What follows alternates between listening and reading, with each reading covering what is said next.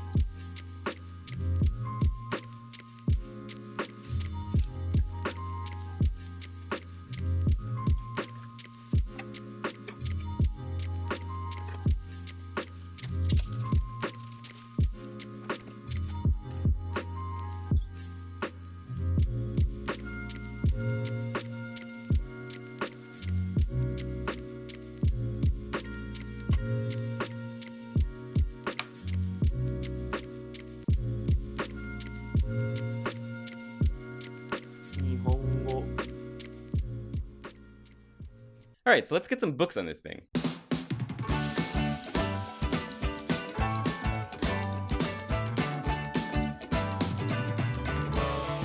They're downloading. Okay, so that should be enough to get started. Some of the most frustrating parts about reading Japanese are that you have to know readings for kanji, and looking up vocabulary words. I guess this is a problem with every single language, but looking up vocabulary words when you don't know them can be really frustrating for people. I know it's frustrating for me, and if I have to look up more than 1 or 2 words on a page, even that's kind of a lot.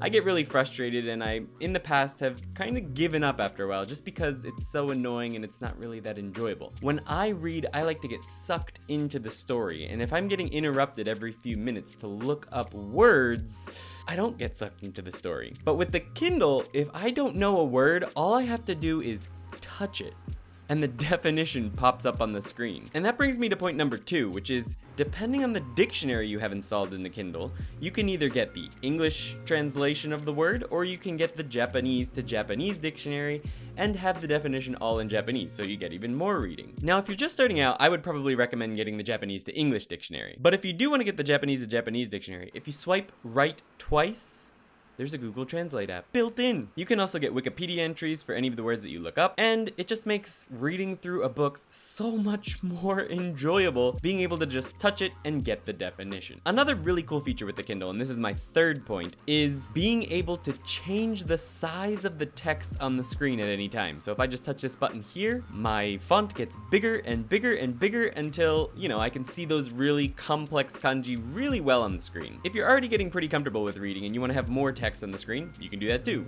really quickly. Another great feature of the Kindle is that you can highlight sentences that you want to remember.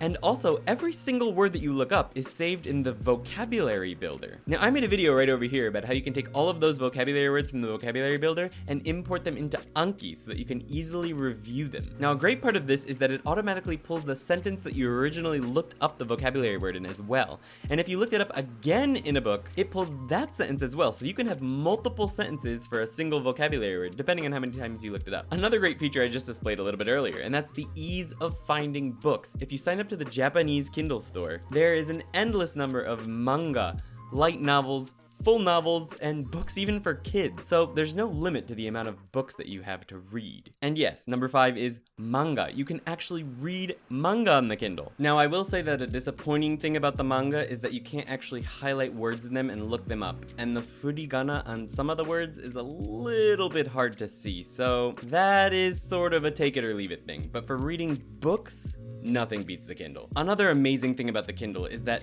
the battery lasts so long, and you can take your collection of books anywhere with you that you want. If you've got a hard copy of a book and you bring it with you somewhere, and you don't actually feel like reading that book right now, well, you're kinda out of luck. But with the Kindle, of course, you have all of your books right at your fingertips, so you can read anything you want at any time. You can also read Japanese and English books and any other language on the exact same device. So if you're not feeling up to studying today, well, you can always pick another book as well. The eighth and final reason that I think the Kindle is great is that it has Kindle Unlimited. Now, in the beginning when you're starting to read Japanese, Kindle Unlimited probably isn't the best bang for your buck because you're probably not going to be reading more than an entire book every month. But when you start getting faster at reading Japanese, having thousands of books included in a monthly subscription of I think it's only $10 a month is a pretty good deal. But for starters, you're probably not going to be using that just yet. So let's just summarize some of those pros quick. When it comes to readability, nothing beats the Amazon Kindle. Being able to just look up words with a single touch,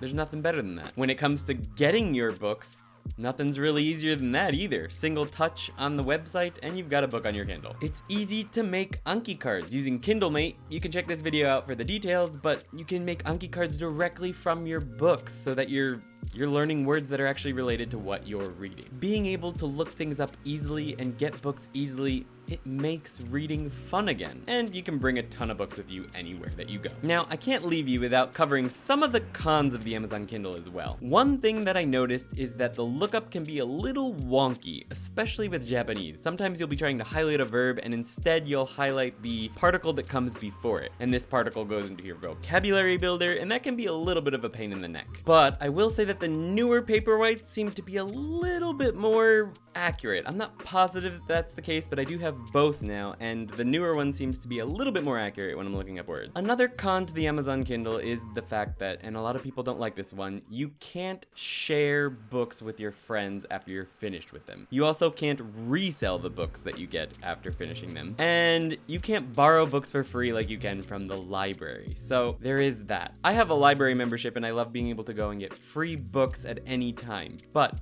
at this point in time when my Japanese, especially kanji, isn't perfect already, being able to look things up easily honestly trumps that for me. But for a lot of people, that's going to be a deal breaker, so you do need to be aware of that. Another thing I want to mention quickly is that there are Japanese books on the American Kindle store. I personally downloaded Harry Potter in Japanese from the Amazon Kindle store in the United States. To do that, I just looked up Harry Potter Japanese edition. Now, you can do that with other books, but it is pretty limited what you can find. I highly recommend creating a Japanese Amazon account so that you can get lots more Japanese books from the Japanese Kindle store. With that said, you need to set your residence to Japan on the Japanese Kindle store or else you won't be able to purchase the books. To do that, you may need to enter an address, and I'll try to come up with a video or put something on the Discord to show you guys how you can do that in the future. You can hook up a Kindle bought in any country to the Japanese Amazon though, so keep that in mind. So anyway guys, I love reading books on my Amazon Kindle. I hope that you do too. If you don't have a Kindle yet, there's a link down in the description where you can get that either in the United States or in Japan or any other country that you might be watching from. Thank you for watching. Have a great day. Hit the like button and the subscribe and the bell and all that fun stuff, and I'll see ya next time. Thanks a lot. Have a good day.